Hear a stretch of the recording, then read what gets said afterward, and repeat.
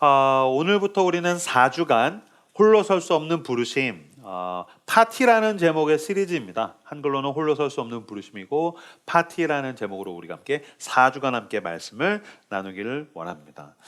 제가 설교를 본격적으로 진행하기 전에 앞서서 한 문구를 가지고 왔습니다. 디트리 본헤퍼가 이야기한 겁니다. 우리는 서로를 통해서만 하나님을 온전히 배울 수 있다. 우리는 서로를 통해서만 하나님을 온전히 배울 수 있다. 오늘부터 시작하는 시리즈의 제목은 파티입니다. 파티는 먼저 여러분들이 흔히 알고 있는 파티에 대한 뜻은 뭐냐면 이제 잔치, 연회라는 뜻일 것입니다. 즐거움이 있고 음식이 있고 이게 파티죠. 근데 사실 또 다른 의미도 있습니다. 파티는 특정한 목적을 가지고 있는 그 집단이나 공동체를 파티라고 이야기합니다. 그래서 이제 정치에서는 정당을 이야기하고, 최근에는 파티가 어떤 식으로 쓰이냐면 아마 여기 이제 게임을 해보신 분들, 뭐 특히 이제 형제분들은 알 수가 있는데, 게임을 할 때 보면은 어떤 미션을 수행을 하거나 어떤 보스 몹을 잡을 때 이게 혼자 안 되는 거예요. 그래서 이제 집단적으로 같이 사람들이 팀이 필요할 때 그때 사람들이 파티를 모집합니다. 이 모임, 보스 몹을 잡기 위한 이 공동체를 파티라고 이야기합니다. 그러니까 사실은 이 파티 시리즈는 중의적인 것입니다. 교회란 어떤 곳입니까? 하나님 나라를 향하는 목적을 가지고 있는 공동체입니다. 그리고 이 공동체는 즐거움과 기쁨이 있습니다. 이 파티 시리즈를 4주간을 진행하면서 교회가 무엇인지를 배우고 하나님이 원하시는 그 기쁨이 넘치는 공동체가 되기를 주님의 이름으로 축복합니다. 아리스토텔레스가 이런 말을 했습니다. 인간은 본성적으로 공동체적 존재이다. 이 문장은 아마 낯설어도 우리가 알고 있는 인간은 사회적 동물이다. 이게 이 내용입니다. 이 폴리틱스라는 책에 이제 나오는 부분인데, 인간은 본성적으로 공동체적 존재이다. 여기는 여러분들이 아마 알 수 있어도 이 다음에 나온 문장은 잘 모르실 것입니다. 이렇게 얘기했습니다. 공동체 없이 살 수 있는 사람은 짐승이거나 신이다. 인간은 공동체적 존재다. 공동체 없이 살 수 있는 것은 짐승, 인간 이하이거나 아니면 신, 여기서 말하는 신은 완벽해서 공동체가 필요 없는 존재를 아마 아리스토텔레스는 염두하고 이야기한 것일 것입니다. 그러나 아리스토텔레스가 기독교에서 이야기하는 신의 존재를 몰랐기 때문에 공동체 없이 살 수 있는 존재는 신이다라고 얘기한 것은 기독교가 성경에서 말하는 하나님을 몰랐기 때문에 이야기한 것입니다. 왜냐하면 성경에서 나타내고 증거하고 있는 하나님, 신으로서 하나님은 삼위일체이기 때문입니다. 삼위일체. 삼위일체란 무엇입니까? 이건 하나님의 존재론에 대한 것입니다. 삼위일체란, 여러분 기독교에서 말하는 신은 유일신이 아닙니다. 하나님은 한 분이십니다. 그런데 그 하나님은 성부 아버지 하나님은 성자 예수 그리스도와 다르고, 성자는 성령 하나님과 다르고, 성령은 성부 아버지와 다릅니다. 각각 위격이 서로 다릅니다. 그러면 하나님은 세 분, 삼신론입니까? 아니요. 성부와 성자와 성령은 하나님 안에서 한 분입니다. 그래서 한 분이면서 세 분, 세 분이면서 한 분. 그게 뭡니까? 믿으십시오. 저도 사실은 제가 이렇게 설명 중인 거 아시죠? 저는 이렇게 납득이 되게 설명을 해야 직성이 풀리는데 삼일체는 설명이 안 돼요. 아니 목사님 왜 그게 설명이 안 됩니까? 여러분 만약에 이명규가 종교를 만들면서 교리를 만들었으면 이해가 안 되는 신론 같은 건 만들지 않았을 겁니다. 근데 여러분 인간이 종교를 만들었으면 그건 설명이 다 됩니다. 근데 신이 인간을 만들면서 진리를 알려줬으면 이건 이해가 안 됩니다. 여러분 강아지 키우십니까? 강아지가 여러분 핸드폰 하는 거 이해할 수 있습니까? 이해 못합니다. 아니 저건 왜 저거만 만지면 계속 뚫어져 쳐다보고 틈만 나면 쳐다보고 즐거워해? 이해 못합니다. 강아지는 이해 못합니다. 왜요? 개는 하등하기 때문입니다. 하등한 존재가 우월한 존재 다 이해 못합니다. 마찬가지로 여러분 인간이 신을 어떻게 다 이해합니까? 그냥 하나님이 우리에게 그 정도로 알려주신 겁니다. 삼일체야. 아버지와 아들과 성령이 있어. 그리고 셋은 하나님 안에서 하나야. 어쨌든 제가 이걸 다 설명할 수는 없고 오늘 드리고 싶은 이야기는 그것입니다.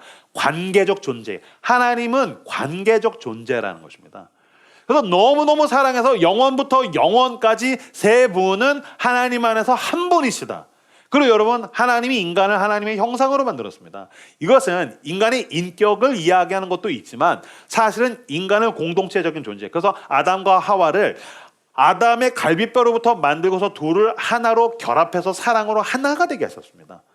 이게 삼위일체의 모방품이라고 생각하시면 되겠습니다. 그래서 그걸 흉내내는 것입니다. 어쨌든 중요한 것은 하나님은 관계적 존재, 공동체적 존재이시고 하나님께서 사람을 그렇게 만드셨다는 것입니다. 그래서 여러분 기독교는 공동체적 종교입니다. 예수님이 가르쳐 주신 기도를 주기도문이라고 이야기합니다. 주기도문의 첫 줄이 뭔지 아십니까? 하늘에 계신 우리 아버지입니다. 하늘에 계신 전능하신 아버지, 나의 아버지, 나에게 좋은 걸 주시고 나를 사랑하시고 나를 천국으로 인도하시고 나가 아니라 하늘에 계신 우리의 아버지입니다. 이건 참 놀라운 것입니다. 하나님 나를 사랑하십니다. 나만 사랑한 거 아닙니다. 저 사람도 사랑한다는 겁니다. 하나님은 나에게 좋은 걸 베푸시는 분이십니다. 하나님 나에게 선하신 분이십니다. 나에게만 아니라 저 사람에게도 그 사람에게도 좋으신 하나님. 하나님은 우리의 아버지. 이것이 우리가 해야 될 첫 번째 기도의 고백이라는 것입니다. 뿐만 아닙니다. 사도행전에 출발할 때 예수님이 승천하시면서 우리에게 성령을 주십니다. 사도행전 2장 1절에서 4절을 같이 한번 읽어볼까요? 시작. 오순절 날이 이미 이름에 그들이 다 같이 한 곳에 모였더니 호련히 하늘로부터 급하고 강한 바람 같은 소리가 있어 그들이 앉은 온 집에 가득하며 마치 불의 혀처럼 갈라지는 것들이 그들에게 보여 각 사람 위에 하나씩 임하였더니 그들이 다 성령의 충만함을 받고 성령이 말하게 하심을 따라 다른 언어들로 말하기를 시작하니라.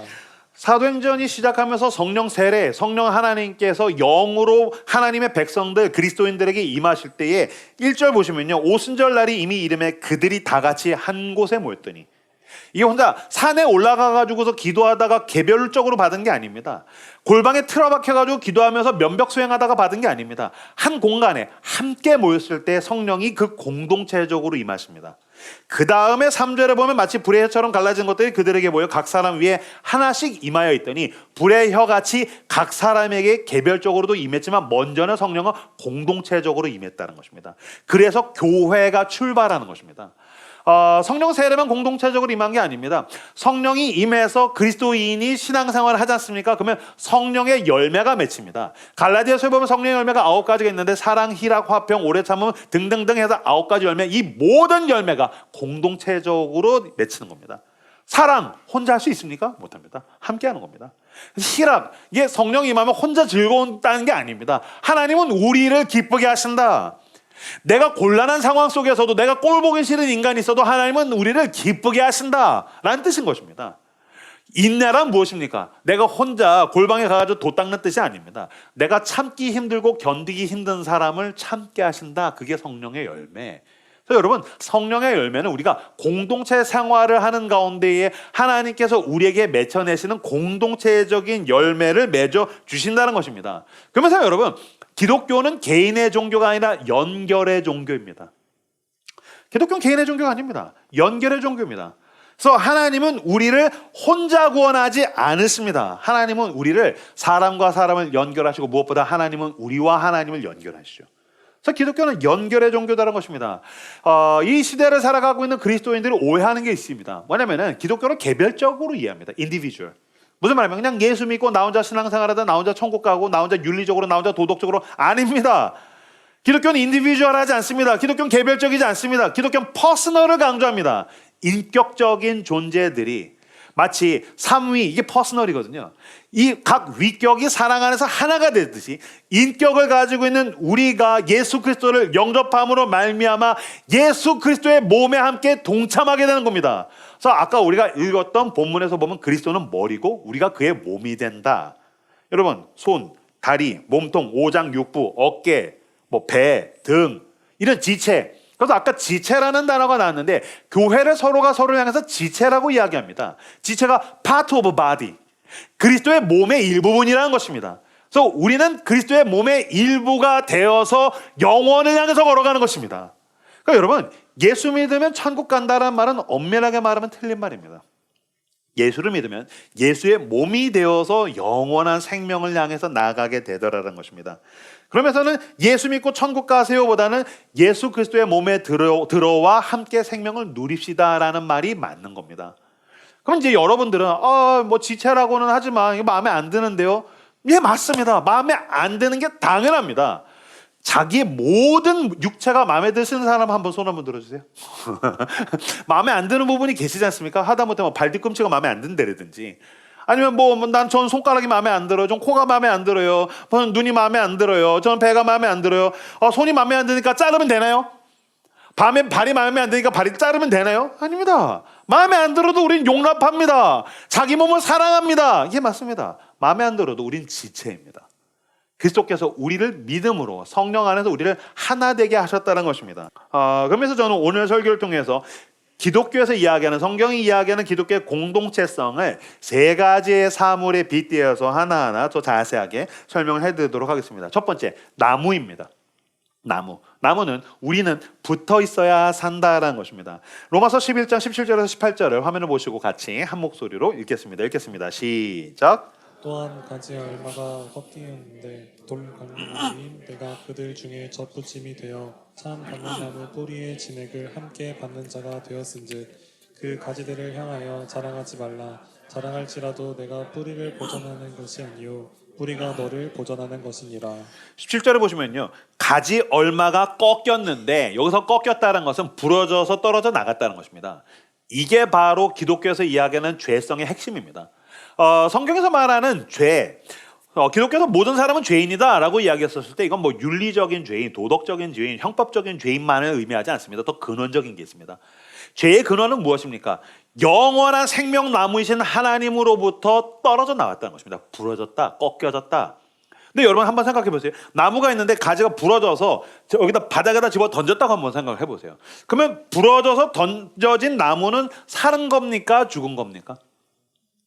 이건 사실은 죽어가는 겁니다. 죽어가는 겁니다. 그런데 이건 죽은 거라고도 볼 수 있습니다. 왜 죽은 겁니까? 열매가 없습니다. 물론 아직 수분이 좀 남아있을 겁니다. 완전 바짝 메말라서 죽기까지는 시간이 남은 겁니다. 근데 자연스러운 소멸, 제가 죄성은 자연스러운 소멸이라고 말씀드렸죠. 자연스러운 소멸, 영원한 생명의 공급 대신 그 뿌리인 하나님으로부터 부러져서 떨어져 나온 나무는 죽은 겁니다. 그래서 하나님이 원하시는 열매를 맺을 수 없습니다. 이게 성경에 말하는 죄입니다. 하나님으로부터의 단절, 이게 바로 죄라는 것입니다. 그러면서 믿음이란 무엇입니까? 믿음은 연결입니다. 부러졌던 나무가 다시 영원한 생명나무인 하나님께 접붙임되는 겁니다. 그래서 17절에 보면은요, 돌감람나무인 네가 그들 중에 접붙임이 되어 참 감람나무 뿌리의 진액을 함께 받는 자가 된 것이다. 그래서 뿌리 대신 예수 그리스도, 거기로부터 영원한 생명을 공급받게 되었다. 그래서 믿음은 우리로 하여금 하나님께 접붙임되게 하더라라는 것입니다. 이건 놀라운 위로가 있습니다. 왠지 아십니까? 18절에 보면요, 네가 뿌리를 보존하는 것이 아니요 뿌리가 너를 보존하는 것이다. 여러분, 자본주의 사회를 살아가는 게 왜 힘듭니까? 내가 나를 지켜야 되니까요. 그렇죠? 직장에서 내가 나를 지켜야 되잖아요. 얼마나 힘듭니까? 이 거대한 서바이벌 게임 가운데에서 집값이 미친 듯이 오르고 있는데 내가 나를 지키고 내가 내 가정을 지키고 내가 내 삶을 지킨다고 생각하니까 두려운 겁니다. 이 경쟁자들 가운데서 내가 과연 살아남을 수 있을까요? 그 쇼미더머니 같이 페일 불구덩이에 들어갈 것 같은 그런 느낌들이 있는 겁니다. 그런 가운데 걱정하지 마라. 예수 그리스도를 믿으라. 그 믿음으로 말미암아 하나님께 연결되면 뿌리가 너를 보존한다. 하나님이 너를 지킨다는 겁니다. 이뿐만이 아닙니다. 여러분, 우리는 하나님께 연결된다. 하나님이 나를 지킨다. 나는 부러진 나무까지에 불과하다. 이거 우리에게 매우 큰 위로가 됩니다. 왠지 아십니까? 나는 더 이상 교회 가운데에서 접붙임되었다는 것을 알 때 내가 누군가와 굳이 높고 낮냐, 많고 적으냐, 예쁘냐, 구리냐 그걸 따질 필요가 없기 때문입니다. 다 부러진 나무까지입니다. 거기서 거기라는 겁니다. 뿌리가 없으면 아무것도 아니라는 겁니다. 여러분, 교회를 생각하실 때 이거 생각하시면 됩니다. 뿌리는 완벽합니다. 예수 그리스도. 그것으로부터 교회가 시작되었습니다. 2000년부터 굵은 나무가 하늘 향해서 뻗어 있습니다. 근데 나뭇가지는 볼품 없습니다.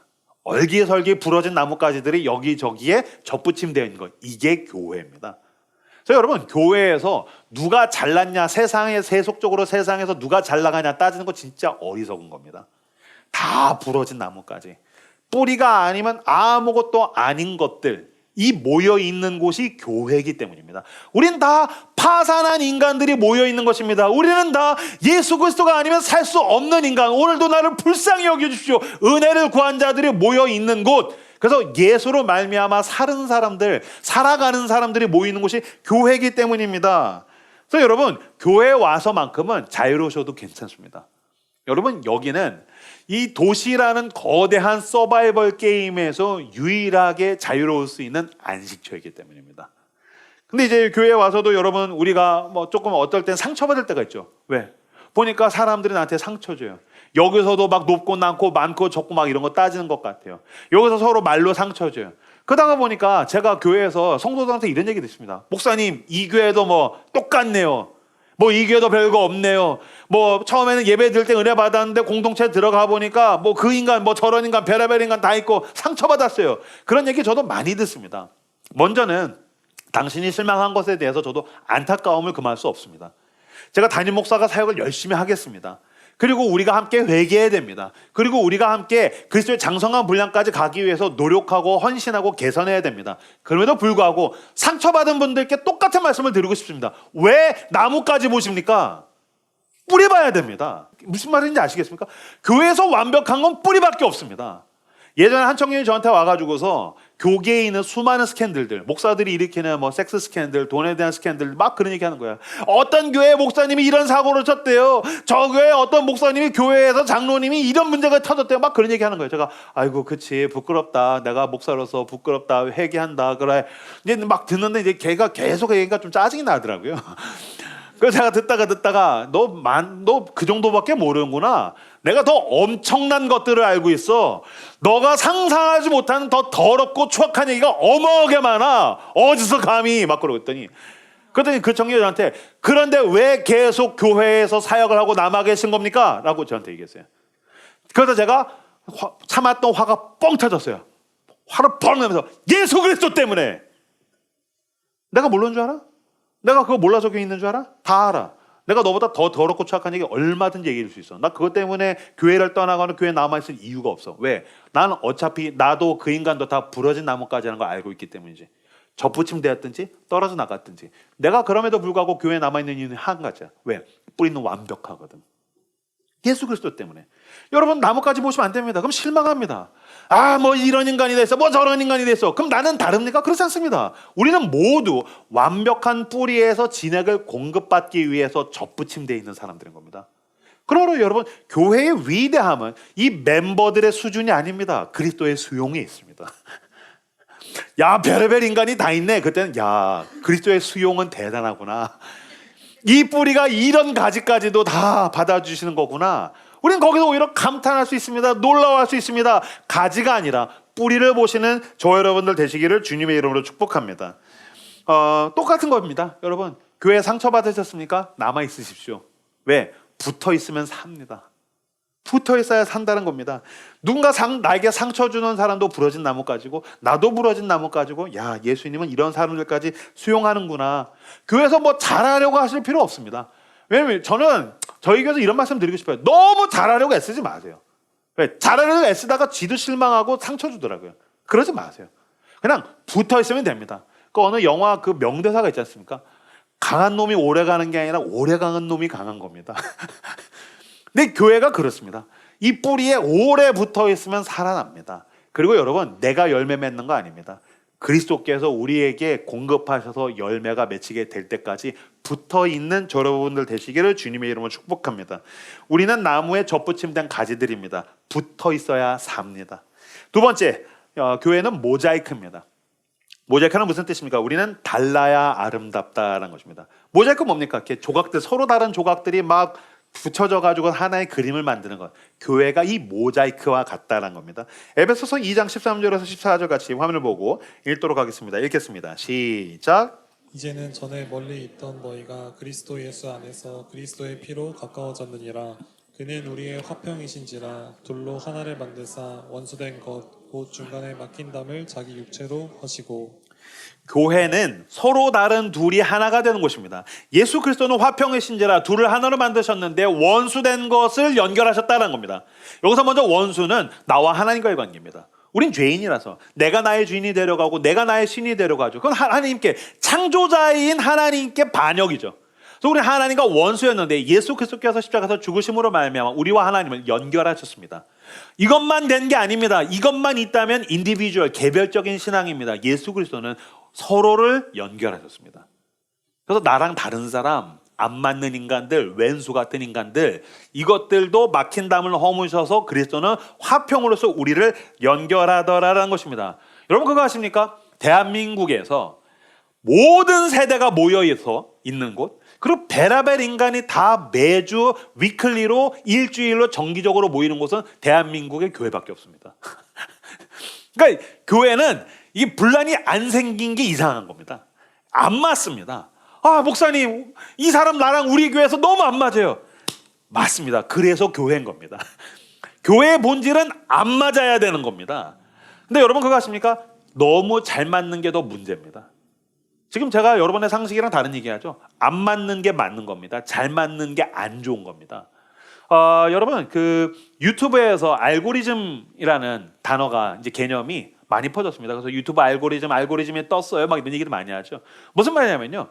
유튜브에 있는 그 AI가 인공지능이 내가 좋아하는 취향, 성향, 사상, 가치관 이런 걸 다 파악해서 나한테 내가 제일 좋아할 만한 잘 맞는 거 딱딱 원하는 걸 나한테 제공해 준다는 겁니다. 이걸 알고리즘이라고 이야기합니다. 그래서 여러분 알고리즘을 그냥 냅두지 않습니까? 그러면 냅두면 그 알고리즘을 따라가면 나는 점점 더 편협해지는 겁니다. 알고리즘은 나를 점점 더 편협하고 좁아지게 만드는 겁니다. 그래서 알고리즘은 계속해서 비슷한 걸 자기 복제하게 만드는 경향성이 있다는 걸 우리가 알아야 됩니다.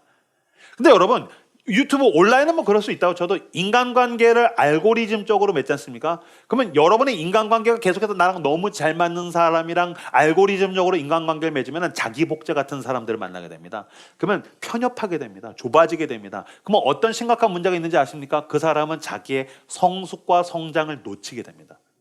왜요? 성숙과 성장이 어디서 옵니까? 내 세계에 균열이 가야 됩니다. 내 세계에 스크래치가 가야 됩니다. 내 세계 한쪽 문이 부서지고 벽이 부서져서 외부와 이질적인 것과 교류하면서 내가 확장됩니다.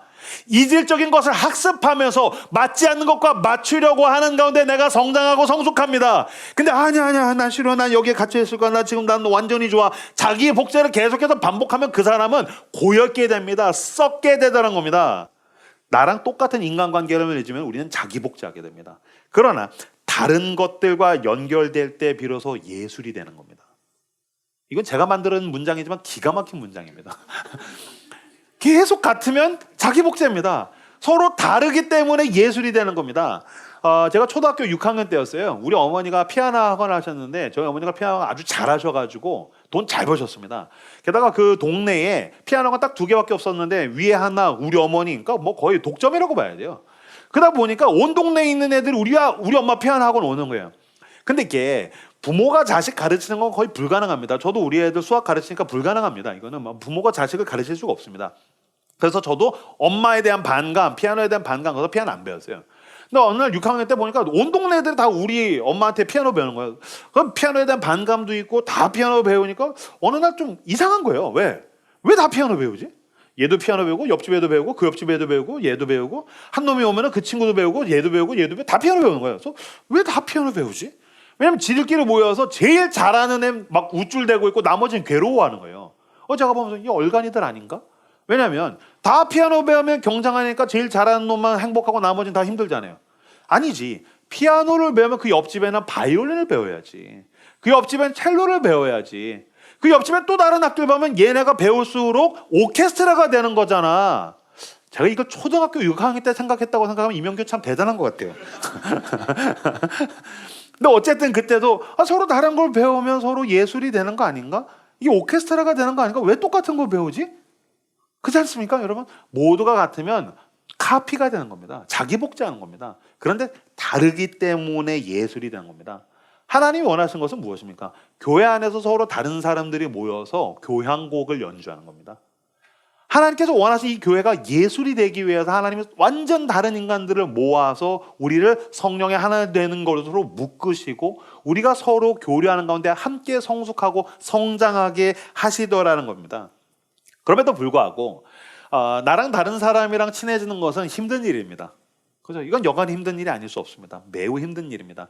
그럼 여러분 나만 생각하지 마시고 하나님이 지금 모자이크 같이 서로 다른 것들을 붙이셔서 타일은 똑같은 걸 붙이죠. 아니요. 하나님은 지금 퍼즐 같이 모자이크 같이 그 사람의 움푹 튀어나온 부분이 나의 결핍을 채우고 또 나의 튀어나온 부분이 누군가의 부족함을 채워줘서 퍼즐 같이 모자이크 같이 하나의 예술적인 그림. 어떤 그림입니까? 주님이 원하시는 이 모자이크 그림은 예수 그리스도죠. 예수 그리스도의 사랑. 그걸 지금 그려가길 원하신 것입니다. 우리는 그 아름다움을 바라봐야 됩니다. 이 아름다움을 바라볼 때 지금의 고충과 어려움을 인내하고 넘어갈 수 있을 겁니다. 어저께 저희가 이제 매주 토요일 날 리더 모임을 하는데 리더 모임에 나온 한 형제가 들려준 얘기예요. 이 형제가 친형이랑 형수랑 조카가 있었는데 거기 가가지고서 거기에 지방인데 거기 가가지고 같이 이제 시간을 보냈다는 거예요. 그래서 오랜만에 만나서 같이 음식을 먹고 행복한 시간을 보내고 조카를 또 막 사랑해주고 그랬는데 같이 식사를 하다가 형수가 원래 그 형님네 가족도 우리 교회에 있다가 이제 지방으로 이사 가서 교회로 옮긴 거거든요. 그 형수가 막 웃으면서 자기가 최근에 그 교회의 소그룹이 너무 행복하다고.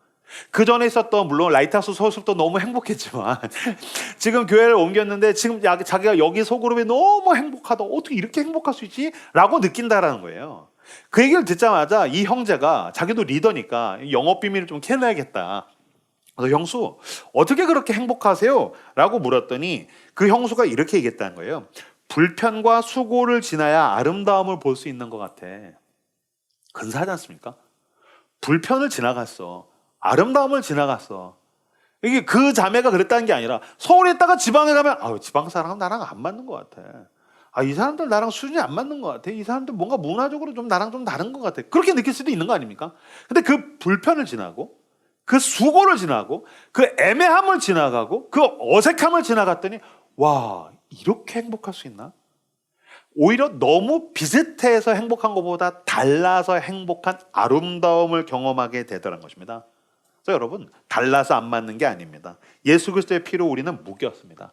성령이 우리를 하나 되게 하셨습니다. 우리는 달라서 아름답습니다. 그래서 우리는 예수 그리스도를 드러내는 모자이크 조각들이라는 것입니다. 세 번째, 물입니다. 그럼 여기서 이제 복습하도록 하겠습니다. 세 가지 얘기하고 있는데 첫 번째는 나무, 두 번째는 모자이크, 세 번째는 물입니다. 물은 우리는 흘러야 살아난다라는 것입니다. 물은 흘러야 됩니다. 물은 고여 있으면 썩습니다. 물은 흘러가야 살아납니다. 요한복음 7장 37절에서 39절 말씀을 같이 화면을 보고 읽도록 하겠습니다. 읽겠습니다. 시작. 명절 끝날 곧 큰 날에 예수께서 서서 외쳐 이르시되 누구든지 목마르거든 내게로 와서 마시라. 나를 믿는 자는 성경의 이름과 같이 그 배에서 생수의 강이 흘러나오리라 하시니 이는 그를 믿는 자들이 받을 성령을 가리켜 말씀하신 것이라. 예수께서 아직 영광을 받지 않으셨으므로 성령이 아직 그들에게 계시지 아니하시더라. 아멘. 이 요한복음 7장 37절에서 39절에선 예수님께서 사람들을 초대하십니다. 그 당시에 이스라엘에 있는 수많은 사람을 초대했을 뿐만이 아니라 지금도 이 도시에 있는 수많은 사람들을 불러내시고 초대하고 계십니다. 누구든지 목마르거든 와서 마셔라. 이건 놀라운 선언입니다. 이건 예수님의 자신감입니다. 이런 겁니다. 아마 그 누구도 너를 채워주지 못했을 것이다. 아마 그 누구도 그 무엇도 너의 목마름을 해결해 주지 못했을 것이다. 왜 그럴까요? 여러분, 세상에서 돈 벌어서 충만하다는 느낌 못 받습니다. 여러분, 아무리 수많은 사람들과 우정, 아무리 그 어떤 이성과 사랑해도 내 안에 내가 충만하다, 흘러 넘친다라는 이 충만한 fulfilled, 내가 이 감정을 느끼지 못합니다. 내가 그 어떤 소유와 성취와 그 어떤 자리에서든 어디에 가서 닿든지 간에 나는 충만하다는 느낌을 세상에선 받을 수 없습니다. 왜요? 하나님이 그렇게 창조하셨기 때문입니다. 하나님 어떻게 창조하셨습니까? 어거스틴이 이렇게 얘기했습니다. 우리의 영혼에는 하나님이 직접 오셔야 채울 수 있는 구멍이 있다. 여러분 생각해 보세요. 내 영혼에 하나님이 직접 오셔야 채울 수 있는 구멍이 있어요. 그러면 하나님보다 작은 게 들어오면 채워지겠어요? 안 채워지겠어요? 채워지지 않죠. 그건 하나님이 직접 오셔야 채워진 겁니다. 하나님보다 작은 것, 사실 지구를 다 삼켜도 채워지지 않습니다. 그래서 아담이 하나님으로 채우는 걸 망각했기 때문에 여러분 생각해 보세요. 지구에 있는 모든 게 아담이 다 가질 수 있는 거 아닙니까? 근데 그거로 만족이 안 돼서 선악과 손댄 겁니다. 하나님으로 채워야 되는데 하나님으로 안 채우면 하나님이 금하신 걸로 채우려고 하더라라는 겁니다. 그래서 예수님이 얘기하신 것입니다. 목마르냐? 세상에서 채워지지 않는다. 왜 세상에 여기저기 기웃기웃거리면서 목마를 때 콜라 마시는 것처럼 하고 있겠느냐? 내게로 와서 마셔라. 진정한 생명의 근원인 내가 왔다. 내가 생명수다. 나만 채울 수 있다. 이것은 우리에게 주실 성령을 가리키는 것입니다. 그래서 여러분, 만약에 여러분들이 이번 주 지난 한 주간 가운데 세상에서 채워지지 않아서 영적인 허기를 가지고서 아무리 실제로 막 먹죠. 왜? 우리는 이 영적인 허기를 채우려고 먹습니다. 먹어서 채우는 사람들, 사람들 만나서 채우려는 사람들, 쇼핑해서 채우려는 사람들, 계속해서 여기저기 교류하고 채워지지 않습니다. 그러니까 좀 여러분 그리스도께로 나와야 됩니다. 내가 빈배입니다. 나는 가난한 심령입니다. 보십시오. 주님, 내가 내 안에 선한 게 하나도 없습니다. 날 불쌍히 여겨주십시오. 라고 하늘을 들어서 내 눈을 들 때 하나님께서 성령을 주셔야지만 내가 채워진다는 것입니다. 이 부르심은 두 가지에 대한 부르심입니다. 첫 번째, 오라는 초대이고 두 번째는 되라는 초대입니다. 오라는 초대는 오면 채워주겠다라는 것입니다. 네, 현대 사회를 살아가고 있는 그리스도인이 이 첫 번째 초대와 부르심만 알고 있습니다. 이것이 비극입니다. 여기만 알고 있으면 우린 인디비주얼, 개별적인 신앙생활, 이기적인 그리스도인으로 살게 됩니다. 이것만 부르심이 있는 것이 아닙니다. 뭐라고 얘기하십니까? 내 배에서, 너의 배에서 생수의 강이 흘러나게 해주마. 내가 너를 채울 뿐만이 아니라 너의 목마름을 해결해 줄 뿐만이 아니라 너의 배에서 생수의 강이 흘러나게 할 거야. 채운다라는 것은 오라는 초대고 생수의 강이 흘러나게 할 거야 라는 것은 되라는 초대입니다. 내가 너의 목마름을 채워서 너를 구원하고 너에게 만족을 줄 뿐만이 아니라 이제 너가 그 물의 근원인 그 하나님으로부터 흘러나온 이 생명의 강의 일부가 되게 할 거야. 그래서 내 배에서 생수의 강이 흘러나면 어떤 일이 일어날까요? 내가 우리 집에 가면 우리 집이 살아나게 되는 겁니다. 할렐루야. 내가 친구들을 만나지 않습니까? 그럼 내 주변에 있는 메마른 내 친구와 이웃들이 살아나게 되는 것입니다. 내가 직장에 가고 사업장에 가고 내 재능과 내 돈과 내 시간과 내가 이 도시에서 살아가는 가운데 나는 생명의 강, 그 영원한 생명의 근원이신 하나님의 그 보좌에서 에스겔의 환상처럼 흘러나오는 그 생명의 강이 마른 뼈들을 살릴 뿐만이 아니라 이제 나는 여러분 각각의 물방울들이 그 생명의 강에 휩쓸려서 나는 그 거대한 강의 일부가 되는 것입니다. Part of body. 그 지체가 되라고 지금 주님께서 우리를 불러내고 계시더라는 것입니다. 이 부르심에 응답하십시오. 이것이 바로 우리가 이 도시를 살아가야 되는 이유이기 때문입니다. 우리는 생존을 위해서 살지 않습니다. 우리 서바이벌 게임에서 살아남기위해서 사는 사람들이 아니란 말입니다.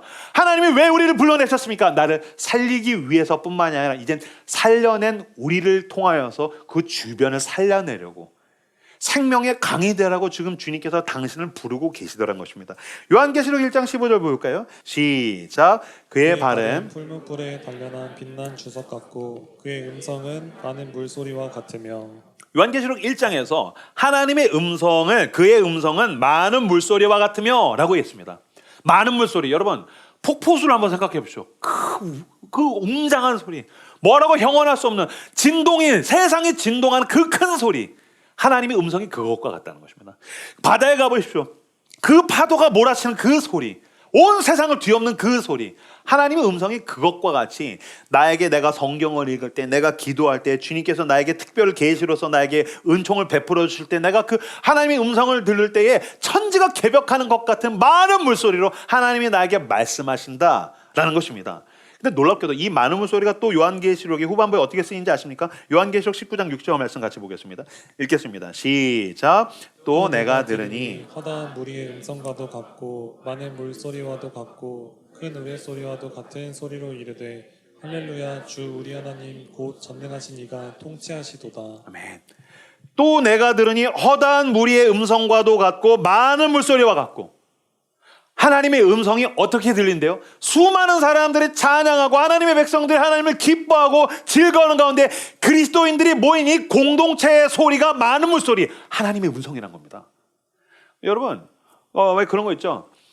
누군가가 하나님의 음성과 하나님의 뜻을 어떻게 할 수 있을까요? 누군가가 하나님의 사랑을 어떻게 경험할 수 있을까요? 요한일서 4장 12절 13절 같이 읽겠습니다. 시작. 어느 때나 하나님을 본 사람이 없으되 만일 우리가 서로 사랑하면 우리 안에 거하시고 그의 사랑이 우리 안에 온전히 이루어지느니라.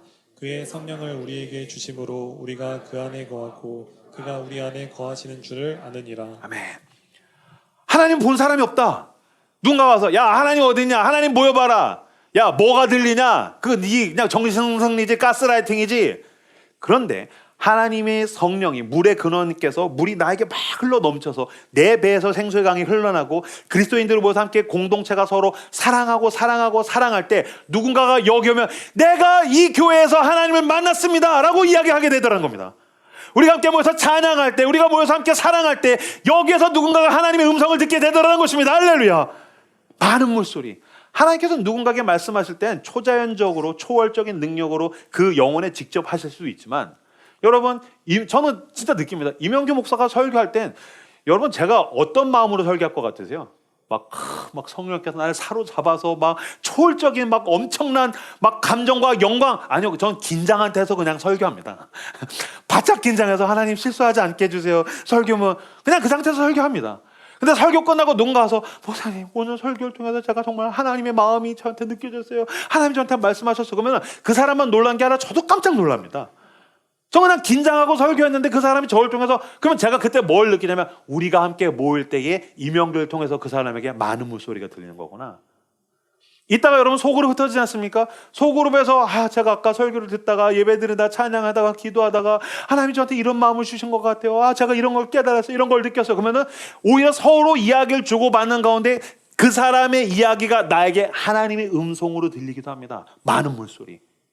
무슨 말인지 아시겠습니까? 누군가 나에게 카톡을 합니다. 내가 누군가에게 전화를 합니다. 내가 누군가에게 밥을 사줍니다. 내가 선교를 갑니다. 내가 구제를 합니다. 우리를 통해서 우리가 서로 사랑할 때, 우리가 성령 안에서 서로 사랑할 때 우리를 통해 바깥에 있는 사람이 많은 물소리, 하나님의 음성을 듣고 그들이 우리의 머리 대신 예수 그리스도를 만나게 되더라.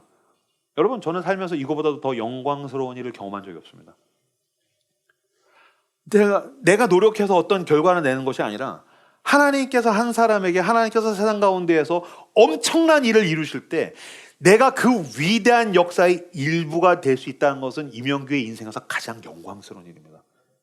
내가 누군가가 예수를 믿고, 내가 누군가가 하나님의 사랑을 경험하고, 내가 누군가가 회복되고, 누군가가 막 상처가 고통을 막 아픔을 어쩔 줄 몰랐는데 그 사람이 치유되고 회복되어서 저와 같이 그리스도의 제자의 삶을 살게 되는데 내가 그 사람에게 계단 한 칸이 될 수 있다면 그건 나에게서 가장 영광스러운 일입니다. 여러분, 그리스도께로 나오십시오. 주님께서 당신을 초대하십니다. 오라는 초대뿐만이 아니라 되라는 초대. 이 생명의 물줄기가 같이 되어서 세상을 치유하는 저 여러분들 되시기를 주님의 이름으로 축복합니다. 그를 위해서 하나님께서 어떻게 하셨습니까? 하나님께서 그 아들을 2000년 전에 사람으로 보내셨습니다.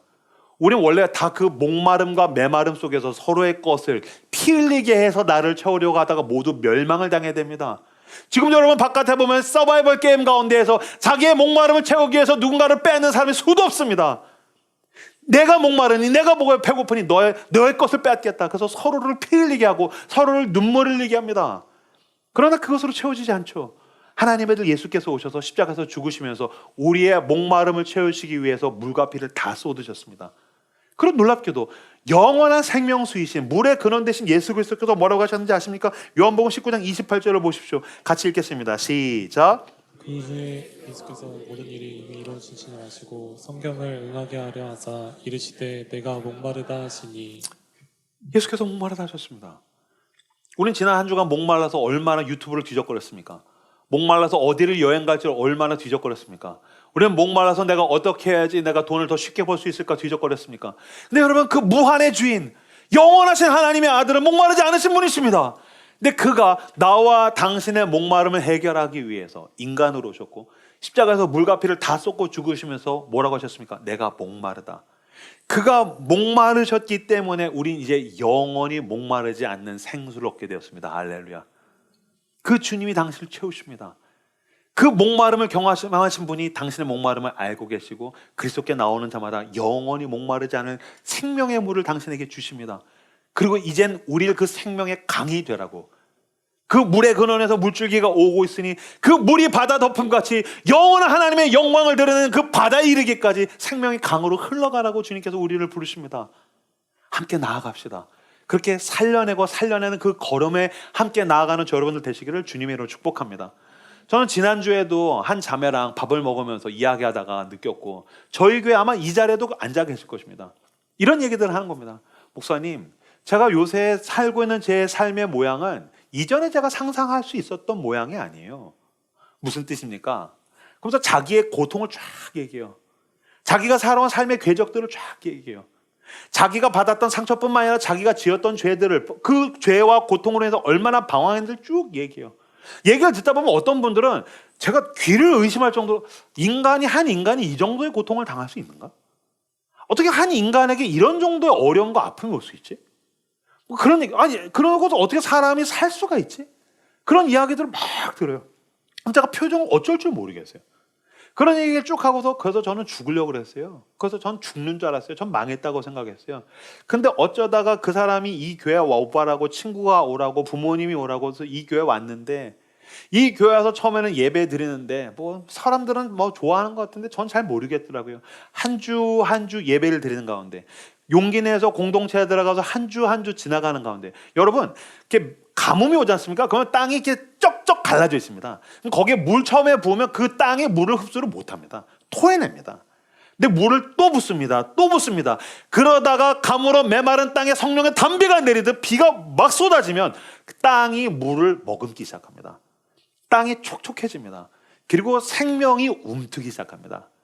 그래서 이 자매가 이번 주에 만났던 자매도 그렇고 수많은 우리 교회 있는 성도들 보면은 그렇게 생명이 뿌리를 내리고 줄기를 뻗어서 열매를 맺기 시작합니다.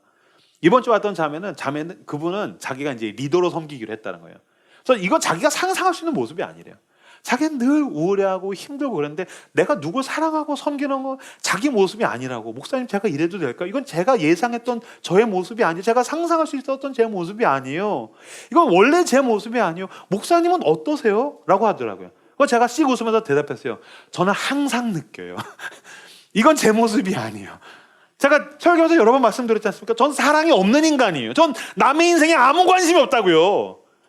지 인생은 지 인생이고 내 인생은 내 인생인데 내가 왜 나랑 아무 상관이 없어요. 근데 그리스도께서 저를 부르셔서 저를 치유하시고 회복하셔서 이 거대한 생명의 강의 일부로 나라는 물방울로 포함시켜줬어요. 가다가 보니까 나를 통해서 저 사람도 살아나고 회복되고 교회가 되고 우리 안에서 주님께서 생명의 역사를 일으키신 것을 저는 목도하게 됩니다. 이건 내가 알고 있는 가장 큰 영광스러운 일입니다. 그리스도께로 나오십시오. 내가 살아날 뿐만이 아니라 누군가를 살려내는 위대한 일에 걸어가시는 여러분들 되시기를 주님으로 축복합니다. 말씀을 마무리 맺겠습니다. 예수 그리스도는 내가 접붙임되는 생명나무고 예수 그리스도는 서로 다른 우리가 함께 모자이크를 이루어서 그려내는 유일한 그림이며 예수 그리스도는 우리를 살려낼 뿐만이 아니라 우리를 통해서 누군가를 살려내는 영원한 생명수 물의 근원 되십니다. 여러분 그것으로 인해서 부러진 가지였던 내가 하나님께 연결되어서 그 진액을 공급받고 살아납니다. 서로 다른 조각들이 그리스도의 십자가의 은혜로 피로 묶여서 큰 그림을 그리게 됩니다. 그리고 우리는 이제 세상을 살려내는 거대한 강물이 돼서 흘러나가기 시작합니다. 이것이 바로 하나님께서 우리 교회에게 꿈꾸시는 모습입니다. 봐주시겠습니까? 여러분 교회는 완벽한 사람들이 모인 클럽이 아닙니다. 교회에서 그거 기대하시면 안 됩니다. 부러진 나무까지 보시면 안 됩니다. 완벽한 뿌리를 보셔야 되는 겁니다. 교회는 하나님의 파티입니다. 부러진 가지들이 와도 괜찮습니다. 서로 다른 조각들이 와도 괜찮습니다. 목마르신 사람들이 얼마든지 와도 괜찮습니다. 왜냐하면 이 파티의 중심에는 예수 그리스도가 계시기 때문입니다. 여러분 그러므로 혼자 신앙생활 하지 마십시오. 전 여러분들에게 초대하고 여러분들에게 도전하고 싶습니다. 그리스도의 몸이라는 이 하나님의 파티에 오십시오. 그리고 이 파티의 손님으로만 머물지 않기를 바랍니다. 당신은 얼마든지 이 파티의 주체자가 될 수 있습니다. 이 파티에서 매우 주도적인 사람이 될 수도 있습니다. 오히려 이 파티를 만드는 사람이 될 수도 있습니다. 누군가 외로운 사람이 있다면 그 사람을 이 파티로 초대하십시오. 누군가 목마른 사람이 있다면 그 사람에 다가가 내가 내게서 흘러 넘치는 것으로 나누어줘서 그 사람을 초대하십시오.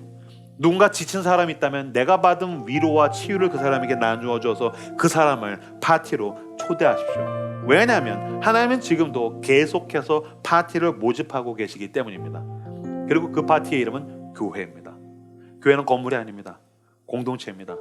그리고 나와 당신, 우리가 바로 교회입니다. 세상을 살려내는 주님의 몸된 교회 되는 저 여러분들 되시기를 우리 주 예수 그리스도 이름으로 축복합니다.